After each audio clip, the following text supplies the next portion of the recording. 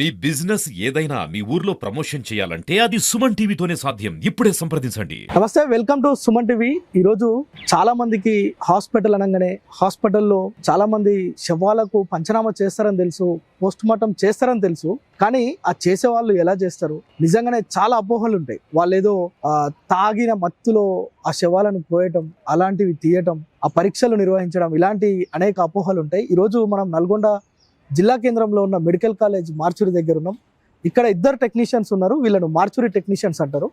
So వీళ్ళతో ఒకసారి మాట్లాడదాం. వీళ్ళు పంచనామా చేయకముందు శవం వచ్చిన తర్వాత వీళ్ళు ఎట్లా రిసీవ్ చేసుకుంటారు, ఎలా భద్రపరుస్తారు, ఎలా పంచనామా చేస్తారు, ఎలా పోస్ట్ మార్టం చేస్తారు, ఆ తర్వాత రిపోర్ట్ ఎట్లా వస్తుంది, ఇదంతా వీళ్ళని అడిగి ఒకసారి తెలుసుకుందాం. ఈరోజు చాలా ఇంట్రెస్ట్గా చాలామంది ఇక్కడికి వెళ్ళడానికే భయపడతారు, మార్చురి అనగానే భయపడతారు.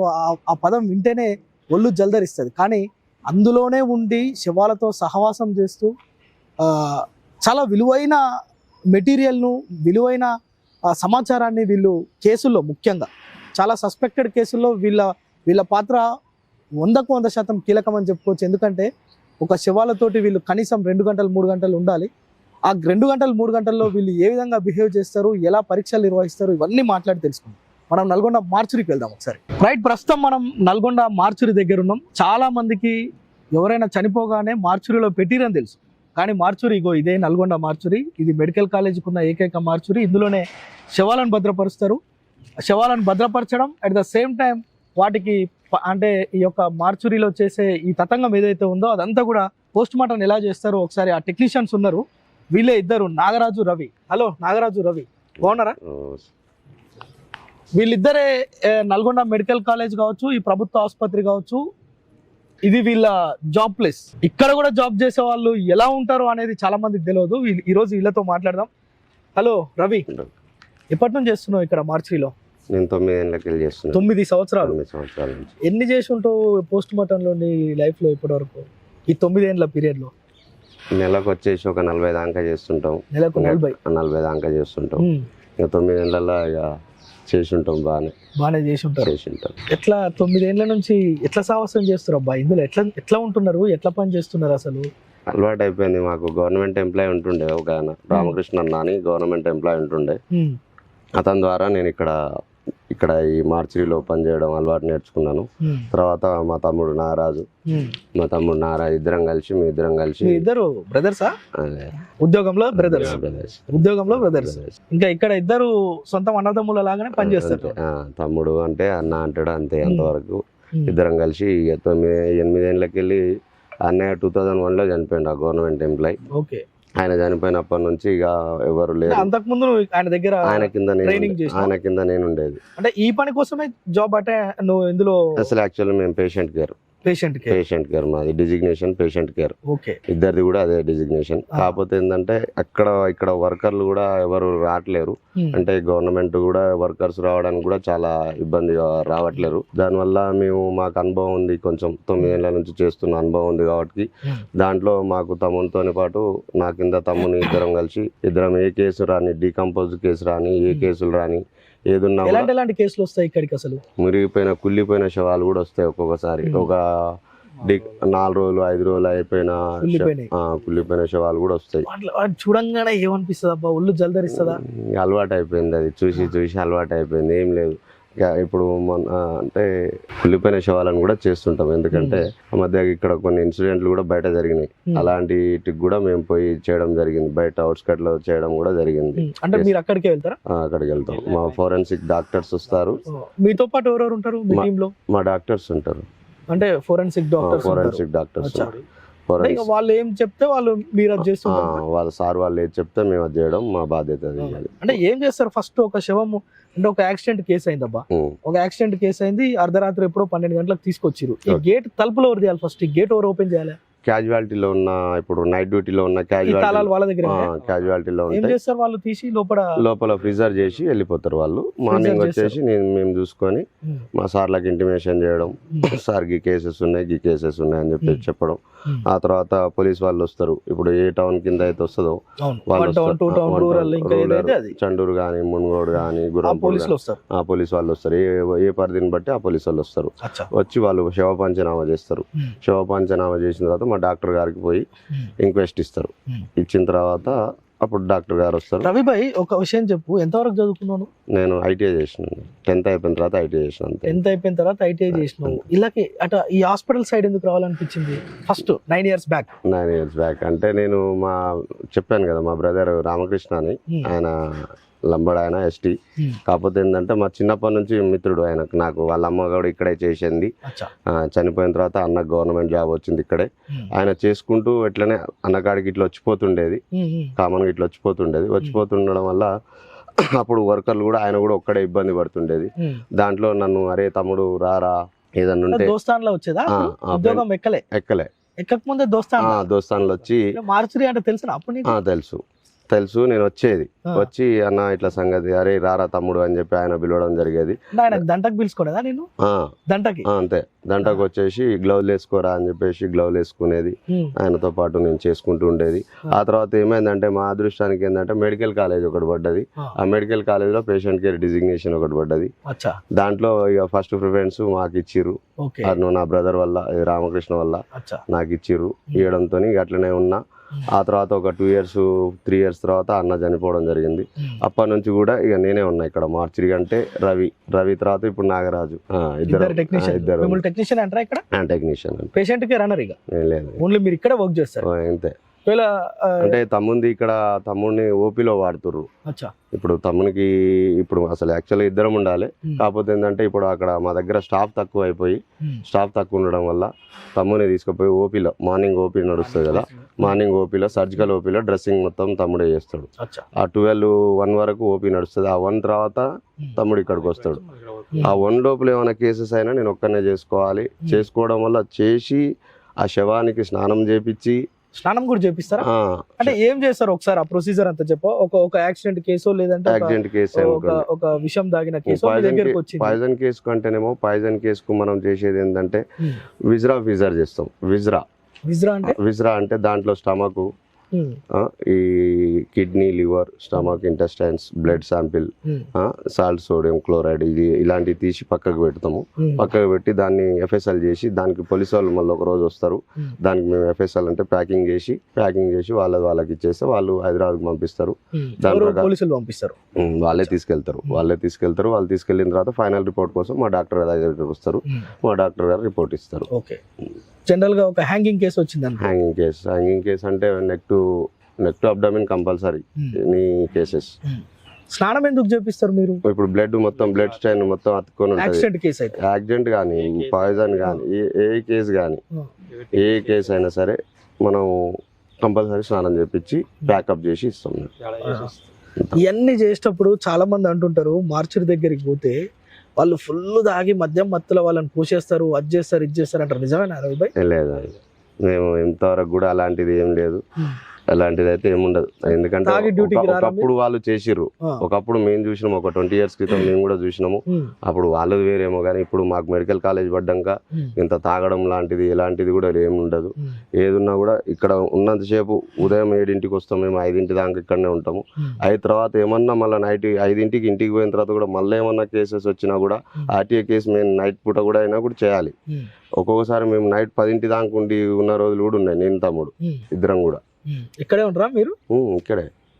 ఒక్కోసారి గేట్ తీస్తుంటే కర్ర సప్పుడు వస్తుంటది. ఏం భయం కదా? ఏం లేదు, భయం లేదు. లోపల ఫ్యాన్ ట్రంగ్ ట్రంగ్ ట్రంగ్ ట్రంగ్ ట్రంగ్ ట్రంగ్ అని సౌండ్ అలవాటు అయిపోయింది మొత్తం. అన్ని ఎక్కడ ఏది ఏ ఫ్రీజర్ లా. అంటే జనరల్ గా మేము కూడా ఎప్పుడన్నా ఇట్లాంటి యాక్సిడెంట్ కేసు అట్లాంటివి ఇక్కడికి రావాల్సి వస్తుంది ఒక జర్నలిస్ట్ గా. వచ్చినప్పుడు ఈ గేట్ తీస్తుంటేనే కర్ర సౌండ్ వస్తుంటది. ఇది ఫస్ట్ ఇట్లా ఉంది, లోపడిపోతే ఎట్లుంటది అంటే లోపల ఫ్యాన్ టింగ్ టింగ్ టింగ్ టింగ్ అని సౌండ్ వస్తుంటది. మీకు అట్లా అలవాటు అయిపోయిందా? భయం ఎప్పుడైనా గుండె జలధరించే అట్లాంటివి ఏమైనా అనిపించినాయా? ఇన్ని కేసులు చూస్తుంటారు కదా 9 years నుంచి రవి భాయ్, ఎప్పుడన్నా ఏంద్రా ఈ కేసు నేను చేయాల్సి వచ్చనే అనే సందర్భాలు ఏమైనా ఉన్నాయా? అలాంటి ఏం లేదండి. చాలా చిన్న, ఇప్పుడు MLCలో చిన్న బేబీ, అప్పుడే పుట్టిన బేబీనైనా సరే ఏదైనా సరే మేము కంపల్సరీ చేయాల్సింది. అది MLC అయింది అని అంటే అది చిన్నోడా పెద్దోడా, అప్పుడే పుట్టిండా, ఎమ్మెల్సీ అంటే మెడికల్ లీగల్ కేసులు అచ్చా మెడికల్ లీగల్ కేసు ఎమ్మెల్సీ అంటారు. ఎమ్మెల్సీ అంటే దాన్ని ఎమ్మెల్సీ అంటే ఇది పోలీస్ స్టేషన్ కి సంబంధించింది. అదే. ఇక వాళ్ళు కేసు అయింది అంటే అంటే తప్పదు ఇంకా. తప్పదు ఇక అది చిన్న అప్పుడే పుట్టిన బేబీ అయినా సరే, పుట్టిన ఒక 4 రోజులు 5 రోజులు అయినా సరే, ఎప్పుడైనా సరే కంపల్సరీ మేము చేయాల్సిందే. చేయాల్సిందే తప్పదు. చేయాల్సి ఎప్పుడైనా బాగా యాక్సిడెంట్స్ అయినప్పుడు ఆ శరీర భాగాలన్నీ ఊడిపోయి చిందరవందరు ఉంటాయి. చాలా అవి చూసినప్పుడు ఇప్పుడు రైల్వే యాక్సిడెంట్లు అవును రైల్వే యాక్సిడెంట్స్ ఉన్నాయి. రైల్వే యాక్సిడెంట్ అన్ని ముద్ద అయి నల్లగా ఉడకబెట్టినట్టు మొత్తం ఇట్లా ముద్ద పట్టుకొని వస్తారు అంతే. ఆ ముద్దల్ని కూడా మేము ఇట్లా డివైడ్ చేస్తాం తమ్ముడు నేను ఇట్లా ఇట్లా ఇప్పుడు ఇద్దరు సపరేట్ చేసి వాటిని ఇప్పుడు ఇదంతా ఇరిగిపోయింది, ఇంతవరకు ఇరిగిపోయింది, ఈడికి ఇరిగిపోయింది, ఇది అటు పడ్డది, ఇది ఇటు పడ్డది అన్ని ఏరుకొని వచ్చిర్రు పోలీసు వాళ్ళు, తెచ్చి పెట్టిర్రు నైట్. మళ్ళీ పొద్దుగాల మా సార్ వాళ్ళు వస్తారు. వచ్చినప్పుడు మేము ఏం చేస్తాం, దాన్ని మొత్తం మళ్ళా ఓపెన్ చేసి దేనికి రైట్ ఆర్ లెఫ్ట్ ఏదైనా చూసి అన్ని పెట్టి ఇట్లా సెట్ చేసి పెడితే మా సార్ వాళ్ళు చూసుకొని అన్ని చేసి ఎట్లా వాటిని ట్రేస్ అవుట్ చేయటం మీకు ఒక ఐడియా వస్తుందా? ఒక శవాన్ని చూడంగానే ఏదైనా హత్య చేసినవి ఉంటాయి, వాటిని మీరు గుర్తుపట్టేస్తారా? అదే అంతా మనకు అంత డాక్టర్స్ వాళ్ళే దగ్గర ఉండి చూసుకోవాలి. వాళ్ళే డాక్టర్. మీరు ఏదైనా చేసినప్పుడు పక్కన డాక్టర్ ఉండాల్సింది కంపల్సరీ. వాళ్ళు ఏంది మేము ఒక్కోసారి అర్ధరాత్రి అంటే వాళ్ళు వీళ్ళు లీడర్స్ అంటే మీ టైం అయిపోయిన తర్వాత కూడా కొన్ని చేయాల్సి వస్తుంది. లీడర్స్ ఫోన్ చేస్తుంటారు. ఆ ప్రెషర్ ఉంటుందా మీ మీద? అంటే మా మీద అంటే మా డాక్టర్స్ మాకు ఫోన్ చేస్తారు అంతే. మా మీద అంటే మా మీద ఏముండదు. మా సార్ వాళ్ళకు ఫోన్ వాళ్ళు ఏదో నైట్ టైం మీకు ఫోన్ చేస్తే మీరు రావాల్సింది. మా డాక్టర్లు ఫోన్ చేసిరంటే మేము కంపల్సరీ ఇద్దరం ఏడ ఉన్నా కూడా సార్ ఒక 15 నిమిషాలు టైం ఇవ్వండి, 20 నిమిషాలు టైం ఇవ్వండి అని చెప్పేసి 20 నిమిషాలలో వచ్చి మా సార్ వాళ్ళ ప్రకారం మేము నడుచుకుంటాం. మా డాక్టర్స్ ఎట్లా చెప్తే అట్లా నడుచుకుంటాం. అచ్చా అయ్యో పాపం ఎందుకు ఇట్లాంటి పరిస్థితి వచ్చింది వీళ్ళకు అని ఎవరినన్నా చూసినప్పుడు అనిపించిందా? అనిపించింది, చాలా అనిపించింది. ఏమనిపిస్తుంది వాళ్ళ కుటుంబ సభ్యులు వచ్చి ఇదంతా నేను చూసిన చాలా సార్లు యాక్సిడెంట్స్ అయినప్పుడు ఇదంతా ఏడ్చుకుంటా పొరలాడుతుంటారు. అట్లాంటి టైంలో మీకు ఏమనిపిస్తుంది? బాధ అనిపిస్తుంది కానీ ఏం చేస్తామండి, అది మనది ఏంటంటే మా వృత్తిరీత్యా ఇది కంపల్సరీ చేయాలి, అది తప్పదు, చేస్తున్నాము. ఇక బాధ అనేది వాళ్ళని చూసి ఒక్కొక్క తండ్రి చనిపోయిన పిల్లలు ఇంత పిల్లలు ఉంటారు, బాధపడుతుంటారు, ఏడుస్తుంటారు, అగరే వాళ్ళ పిల్లలు అంటారా అది అంటారా అని బాధ అనిపిస్తుంది. అరే ఇంత చిన్న పిల్లలు రా ఇట్లా అయింది రా ఒక బాధ అనిపిస్తుంది కానీ తప్పదు, చేయాలి. కొద్దిసేపు నాగరాజ్ తోడు కూడా మాట్లాడతా. ఇంకొక టెక్నీషియన్ మన నాగరాజు భాయ్, లోపల ఎంతమందిని ఒకేసారి ప్రిజర్వ్ చేయొచ్చు? 7 చేయొచ్చు. 7 అంటే మనకున్న స్కోప్ 7 మందిని చేయొచ్చు. 7 మంది అంటే నువ్వు చేయబట్టి ఎంత కాలం అవుతుంది? నేను చేయబట్టి 8 సంవత్సరాలు. 8 ఏళ్ళు.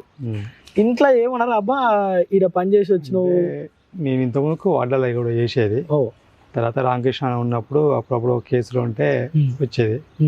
అన్న కూడా నువ్వు నేర్చుకోరా పని జర మంచిగా చేస్తావు అంటే అట్లా మామూలుగా వచ్చి. మీకు జీతాలు ఎంత మరి ఇందులో? ఇక్కడ మార్చురీ టెక్నీషియన్స్ కి ఏమన్నా ఎక్కువ ఉంటుందా? ఎంత జీతం? ఒకటి జీతం మొత్తం 11,500. 11,500. అదే వేరే వాళ్ళకి 20,000 ఇస్తామన్నా ఇళ్ళకి రారు కదా అసలు. గవర్నమెంట్ ఎంప్లాయీలే వస్తలేదు. 70,000 గవర్నమెంట్ ఉద్యోగస్తులే రారీడికి. మీరు 11,000కే ఈ శవాలతోటి దోస్తానం చేయాల్సి వస్తుంది. ఇంకా అది ఎట్లా మీరు బాధ్యతగా తీసుకుంటారా? ఏంద్రా ఈ కర్మ అన్నట్టు ఉంటుందా మీకు? బాధ్యత ఇంటికి పోయినాక పిల్లలు భార్య ఏమంటారా మిమ్మల్ని తల్లిదండ్రులకి? ఇట్లా ఫస్ట్ అయితే వద్దన్నారు. మనం చేసే మెడికల్ ఫీల్డ్ కాబట్టి అన్ని నేర్చుకోవాలి, అన్ని ఉంటేనే మనకు తప్పదు అది. అట్లా అని మనం కూడా ఇల్లు నేర్చు. నారాజ్ భాయ్, నీకు ఎప్పుడన్నా 8 ఏళ్ళ భయమైన సందర్భాలు ఉన్నాయా ఇళ్ళకి రాగానే? అంటే ఫస్ట్ అయితే భయపడ్డా, తర్వాత ఉంటుంటే జల్లు అనేదా చూడంగానే? ఫస్ట్ అయితే భయపడ్డా, చాలా భయపడ్డా. చాలా సార్లు యాక్సిడెంట్ అయినప్పుడు ఒక 5-6 శవాలను తీసుకొచ్చి కుప్పలు వేస్తారట. అంటే వాటిని ఏమనాలి, ఇప్పుడు మర్యాదను గౌరవం అనలేము కానీ శవాలను కొంత నీట్ గా భద్రపరచాలి అనేది కొంత ఉంటది. శవం కదా, కొంత మర్యాద ఇస్తారు. ఫ్రీజర్ల కంటే ఎక్కువైనప్పుడు వాటిని కుప్పలు వేసేస్తారు, మార్చురీలా పట్టించుకోరు, అడ్డగోలుగా శవాలను పడేస్తారు అని అంటారు. నిజమేనా? అట్లాంటి ఏముండదు. అంటే ఒక 7 శవాలను అయితే మనం ప్రిజర్వ్ చేయొచ్చు. ఆఫ్టర్ వస్తే తర్వాత బయట నుంచి బయట పెట్టుకోవాలి. దిమ్మలు ఉంటాయి. ఎన్ని ఉంటాయి దిమ్మలు? 3 దిమ్మలు. అంటే వాటి మీదనే మీరు పరీక్షలు చేస్తారు, కట్ చేయడం అట్లాంటివన్నీ, శివ పరీక్షలు, అంతేనా? ఇంటికి పోయినప్పుడు ఏమనేది ఇంట్లో భార్య పిల్లలు? ఏమన్నా మా వాళ్ళు అయితే ఫస్ట్ వద్దన్నారు, కొత్తల. తర్వాత ఇక సప్లై ఇప్పుడు అని అడుగుతారా ఇంటికి పోయినాక ఇవాళ ఏం శవం వచ్చింది అట్లాంటి ముచ్చట్లు అలా అలా కొన్ని విషయాలు తెలిస్తే ఫోన్ చేసి చెప్తారు మనలో తెలిసిన వాళ్ళు వచ్చారు అని అంటే అట్లాంటి కాల్స్ వస్తాయా మనకు తెలిసిన వాళ్ళు ఒకవేళ మీకు తెలిసిన వాళ్ళే చేయాల్సి వచ్చింది ఎప్పుడన్నా? వస్తాయి మీకు తెలిసిన వాళ్ళే చేయాల్సి తెలిసిన వాళ్ళు అంటే సొంతం మా మేనమామే చనిపోయాడు ఇలానే నువ్వే చేసినావా? నేను లోపలికి నువ్వు చేసినావు అంటే ఆయన నేర్పించిన ఫీల్డ్ ఇది. మీరు ఎవడ ఉన్నప్పుడు చేసి వచ్చిన అక్కడ ప్రైవేట్ హాస్పిటల్ ఆయన ఫీల్డ్ ఆయన పంపిస్తే ఆయనతో ఎవరన్నా నీకు దగ్గర వాళ్ళని చేయాల్సిన సందర్భం ఏమైనా వచ్చిందా నాగరాజ్ భాయ్? దగ్గర వాళ్ళు అంటే ఇంతవరకు ఇప్పుడు అదే వాళ్ళ వాళ్ళ మామ. మామ చేయలేక నాకు చెప్పడం జరిగింది, నేను చేసిన దాంట్లో. ఈయన చేయలేక నీకు అంటే మామ కనుక రాలేను, బయట ఉంటానా, మీరు చేయండి అని అంటే ఇక తప్పదు. ఇన్ని 8 ఏళ్ల నుంచి చేసిన ఆయన కూడా మేనమామకు చేయాలంటే మామకు చేయాలంటే భయం అయింది కదా. జర వెనక ముందే అట్లాంటి సందర్భాలు ఉంటాయి. మా మిత్రులు కూడా ఎంతో మంది చనిపోయారు యాక్సిడెంట్ లో. ఆ మిత్రులకు కూడా నేను చేయడం జరిగింది. చేసినాం, తప్పలేదు. ఏడ్చుకుంటా చేయాలా అట్లాంటప్పుడు? బాధ అనేది ఉంటది, కాకపోతే కన్నీటి రూపంలో రాదు. అంతే అంతే అంతే. ఎందుకంటే ఎందుకు ఇవన్నీ అడుగుతున్నా అంటే నిజంగానే వీళ్ళు ఇంటికి పోయినప్పుడు ఇంట్లో పిల్లలతో ఎట్టుంటారు రా బాయ్ వీళ్ళు ఈడ శవాలతో దోస్తానం చేసి అనే ఫీలింగ్ చాలా మందికి ఉంటుంది. నాకు కూడా ఉండే.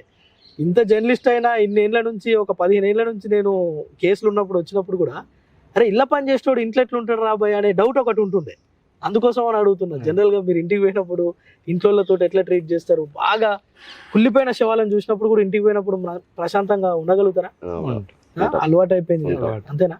ఇంటికి పోవడం ముందే ఇంట్లోకి ఎంట్రీ కాకముందుకే బయటనే బట్టలు ఇప్పేసి బాత్రూమ్ లో పోయి స్నానం చేసి తర్వాత ఇంట్లోకి ఎంట్రీ అవుతుంది. అంతే. అది ఎప్పుడైనా కూడా అవసరమైతే మా బట్టలు మేము కంఫర్ట్ వేసి మీ బట్టలు మీరే జాడించుకొని పసుపు చేసుకొని స్నానం చేసుకొని అప్పుడు ఇంట్లోకి. తెలుసా మీ ఇళ్ళల్లో నాగరాజు రవి ఇద్దరికి ఇళ్ళల్లో మీ ఇంట్లో అందరికి తెలుసా మార్చిలో పని చేస్తారు? మీ పిల్లలకు తెలుసా? ఎప్పుడైనా అడుగుతారా? మా పిల్లలు చిన్న పిల్లలు. నా బిడ్డ 10th చదువుతుంది. అడుగుతారా ఎప్పుడైనా? మీ 10th క్లాస్ బిడ్డ అంటే అన్ని తెలుసు. 10th కొడుకు 8th చదువుతుంది. 8th చదువుతుంది. ఎప్పుడైనా అడుగుతారా పిల్లలు డాడీ ఏంది నువ్వు చేసే పని? అలాగే తెలుసు. ఇక తెలుసు. పోస్ట్ మార్టం చేస్తాడు మా డాడీ. అచ్చా, ఓకే. సో నిజంగా అంటే మీరు చాలా హాస్పిటల్స్ ఇక్కడే కాదు జనరల్ గా మార్చురి అనగానే పోస్ట్ మార్టం చేసేటోళ్ళు ఎట్లుంటారు, పోస్ట్ మార్టం చేసేటోళ్ళు ఎట్లుంటారు అనే భయం కూడా చాలా మందికి ఉంటుంది. ఇట్లానే ఉంటారు మనుషులే వాళ్ళు కూడా. ఎందుకంటే మనం చాలా సార్లు చూస్తుంటాం, అరే ఇంత శవాన్ని ఎట్లా పోస్ట్ మార్టం చేస్తారా అంటే వీళ్ళ ధైర్యమే. ఇక 9 ఏళ్ళు 8 ఏళ్ళు కనుక వీళ్ళ ఇంట్లో ఫస్ట్ అపోజ్ చేసిరు, తర్వాత మళ్ళా వృత్తి ధర్మం ఇక తప్పదు. మా ఉద్యోగం కుదిరినాం కనుక చేసే పనినే ఇష్టంగా చేస్తున్నాం అని కూడా చెప్తుండ్రు. అంటే ఇట్లాంటి ఇంకా మీరు ఎవరికైనా ట్రైనింగ్ ఇచ్చే సందర్భం ఏమైనా ఉండేనా ఎప్పుడన్నా? ఏం లేదు. అంటే ఏమైనా ఉంటే డాక్టర్స్ ఎవరన్నా ఇక్కడ అపాయింట్ చేస్తేనే వాళ్ళకి ట్రైనింగ్ చేయడం ఇంతవరకు అయితే అలాంటిది ఏం లేదు. ఎవరు రాడికి ఫస్ట్ కాకపోతే ఇప్పుడు మాకు MBBS స్టూడెంట్స్ ఉంటారు కదా, దాంట్లో వాళ్ళు వస్తుంటారు పిల్లలు, వాళ్ళకి చూపిస్తుంటారా మీరు? పిల్లలకి మా సార్ వాళ్ళు ఉంటారు, డాక్టర్స్ ఉంటారు, MBBS స్టూడెంట్ మెడికల్ కాలేజ్ కనుక పిల్లలు కూడా వస్తారు అప్పుడప్పుడు. అంతేనా? ఎక్స్పెరిమెంట్స్ కోసం వస్తారు. అచ్చా, వాళ్ళు కూడా వస్తారు, మనం తీసి చూపించడం జరుగుతుంది మొత్తం. ఓకే, రైట్ రవి భాయ్. ఇదే ముచ్చట్లు. ఎందుకంటే ఈడ ఏం జరుగుతుంది కొంత చూపిద్దాం, వాళ్ళు ఎట్లుంటారు, మనుషుల్లాగానే ఉంటారా, ఇంకా వెరైటీగా ఏమైనా ఉంటారా అనే చాలా డౌట్స్ ఉంటాయి కదా. అందుకోసం అనే సుమన్ టీవీ ద్వారా జనరల్ గా మేము హాస్పిటల్కి వచ్చి పెద్ద డాక్టర్లను ఇంటర్వ్యూ చేస్తాం, కానీ మీరు కూడా ఉంటారు హాస్పిటల్లో, మీరు కూడా భాగమే. మిమ్మల్ని చూపించాలని ఈరోజు వచ్చిన, స్పెషల్ గా మీకోసమే వచ్చిన. రైట్ రవి భాయ్, నాగరాజ్ భాయ్, మీ సేవలు ఇట్లనే. అంటే చాలా మందికి చనిపోవద్దు అనే ఆలోచన మాకు కూడా ఉంది, కానీ అన్ఎక్స్పెక్టెడ్ గా చనిపోయి ఇక్కడికి వచ్చినప్పుడు మాకు ఒక చిన్నది ఏంటంటే ఈ సుమన్ టీవీ ద్వారా మేము ఒకటి చెప్పదలుచుకుంది. చెప్పండి. మాకు ఒకటి, ఇప్పుడు గవర్నమెంట్ ఎంప్లాయీస్ లేరు ఇక్కడ, ప్లస్ ఏమన్నా పోస్టర్స్ పడితే మాత్రం జస్ట్ మాకు ఫస్ట్ ప్రిఫరెన్స్ ఇచ్చి జర మాకేదన్నా గవర్నమెంట్ చేసే విధంగా చూస్తే మాకు చాలా సంతోషం. 100% చెప్దాం. మనం కూడా ఈ రాష్ట్ర ముఖ్యమంత్రి కావచ్చు, ఇక్కడ ఉండే మంత్రులు కావచ్చు, ఇక్కడ ఉండే కాంట్రాక్టర్స్ కావచ్చు, అధికారులు ఎవరైనా, వీళ్ళు 10-11 వేలకే దాదాపు ఈ శవాలతోటి సహవాసం అంటే మామూలు మాటలు కాదు. మాట్లాడుతుంటేనే ఒళ్ళు జల్దరిస్తుంది. సో ఇట్లాంటి వాళ్ళకు నిజంగా కూడా వేతనాలైనా పెంచాలి. వాళ్ళు కోరుకునేది అదే. మేము ఇంత నిష్ఠతోటి పని చేస్తున్నామన్నా, మేము పని చేస్తున్నాం, ఇక్కడ ఇంత పని చేస్తున్నాం, మాకు 11,000 జీతం వస్తున్నాయి. మాకు రెగ్యులర్ పోస్టులు అంటే ఈ మార్చురీ టెక్నీషియన్ పోస్టులు ఏవైతే ఉంటాయో అవి పడ్డప్పుడు వీళ్ళకి ఫస్ట్ ప్రయారిటీ ఇవ్వాల్సిందే, వీళ్ళని పెట్టాలని. వీళ్ళు పెద్ద డిమాండ్ ఏం కాదు, ఇది ఏమో ఏదేదో పెద్ద ఊహించని కోరికేం కాదు. వాళ్ళు చేస్తున్న పనిలో వాళ్ళకు కొంత రెగ్యులరైజ్ చేసి కొంత జీతం పెంచితే ఇంకా కొంత సాటిస్ఫైగా పని చేయగలుగుతారు. ఎందుకంటే ఇక్కడ పని చేయడం అంటే ఇది సవాల్తో కూడుకున్నది. మనం జనరల్ గా యాక్సిడెంట్ కేసును చూస్తేనే నైట్ కొందరు నిద్రపోరు, కళలలో వస్తారని. కానీ వీళ్ళు ప్రతిరోజు అలానే నెలకు 40 చేయడం అంటే నాట్ ఎ జోక్. సో వాళ్ళు కొంత జీతం పెంచాలి, రెగ్యులర్ ఎంప్లాయీస్ గా పరిగణించాలని కోరుతున్న పరిస్థితి. అలానే మాకు ఇప్పుడు మా డాక్టర్స్ కూడా ఇద్దరు డాక్టర్లే ఉండరు. అచ్చా. మాకు మా డాక్టర్స్ కూడా అక్కడ కూడా మా సార్ వాళ్ళు కూడా Staff ఇద్దరు స్టాఫ్ లేరు, డాక్టర్స్ Okay. ఇద్దరే ఉన్నారు. ఓకే దాంట్లో ఒక సారు కేకే సార్ అని హెచ్ఓడి సార్, ఇప్పుడు present in charge HOD okay. Krishnamurthy sir. Hmm. ఆ సార్ ఏంటంటే ఆల్రెడీ నాగర్ కర్నూలు సార్ది, అంటే అచ్చా. అక్కడ డ్యూటీ అక్కడ డిప్యుటేషన్ లో Deputation లో ఇక్కడ. డిప్యుటేషన్ లో సార్ ఇక్కడ ఉండరు. Hmm. ఇప్పుడు ప్రజెంట్ ఉన్నది ఎవరే అంటే ఒక రెహమాన్ సార్ ఒకరే. అచ్చా. రెహమాన్ సార్, కృష్ణమూర్తి సార్ ఇద్దరే ఉన్నారు. మా డాక్టర్స్ కూడా మాకు పొదవనే ఉన్నారు. వర్కర్ లాంటివా మేము ఇద్దరే ఉన్నాం. ఆయన కూడా ఏదంటే నడిపియాలి, నడుస్తుంది అన్నట్టు మేము నడిపిస్తాం. సార్ వాళ్ళు చెప్తారు, మేము చేస్తున్నాం, కొంత నడుస్తుంది. డాక్టర్స్ కూడా ఇక్కడ రిక్వైర్మెంట్ ఉంది. సో మీతో పాటు ఇంకా మీకు హెల్పర్లు కూడా అవసరం. ఇక్కడ మీకు జీతాలు పెంచాలి, హెల్పర్స్ అవసరం. డాక్టర్స్ ని కూడా మీరు కొంత పెంచితే మీకు కొంత ఈజీ ఉంటుంది. ఎందుకంటే వాళ్ళే రావాలి, వాళ్ళు ఉంటేనే మీరు చేయాలి కనుక వాళ్ళు ఇక్కడ లేకపోతే కష్టం, అంతే కదా. సో ఇది వాళ్ళ నిజంగా కూడా వాళ్ళు పెద్ద గొంతమ్మ కోరికలు ఏం కాదు. ఇక్కడ ఇద్దరే డాక్టర్లు ఉన్నారు, అందులో ఒక ఆయన డిప్యుటేషన్ లో ఉన్నాడు. ఆయన వాళ్ళు ఉంటేనే ఇక్కడ వీళ్ళు పని చేయాలి కనుక ఇంకొక 2-3 డాక్టర్లను ఇక్కడ వీళ్ళకి గనక కేటాయిస్తే వీళ్ళ పని త్వరగా అవుతుంది. ఒక్కోసారి 4-5 కేసులు వచ్చినప్పుడు ఇబ్బంది అవుతుంది. సో అందుకోసమనే వీళ్ళ జీతాలు పెంచడంతో పాటు వీళ్ళకి అవసరమైతే టెక్నీషియన్స్ ఇవ్వడం, లేదంటే ఇంకొక డాక్టర్స్ని కూడా ఇక్కడ కేటాయిస్తే బాగుంటుంది అనేది వాళ్ళ న్యాయపరమైన డిమాండ్, న్యాయపరమైన కోరిక. డిమాండ్ కూడా కాదు, కోరిక. సో ఇది నిజంగా వీళ్ళు మార్చురీ టెక్నీషియన్స్ అంటే వీళ్ళే. మార్చురీలో వీళ్ళు పనిచేసే విధానం అది. ఎవరు కూడా ఎప్పుడు తాగి మేము పని చేయమన్నా పని కనుక పనిలాగానే చేస్తాం. మాకు పనే దైవం లాగా పనిచేస్తాం. మా కుటుంబంలో వద్దన్నా కానీ మాకు ఇది అలవాటు అయిపోయింది, మేము ఇదే పని చేస్తున్నాం. సో ప్రభుత్వం కూడా మాకు కావాల్సిన వస్తువులు కొంత సమకూరిస్తే మేము ఇంకా హ్యాపీ అని చెప్పి చెప్తున్న పరిస్థితి. కెమెరా పర్సన్ సాయితో ప్రేమ్, సుమన్ టీవీ, నల్గొండ.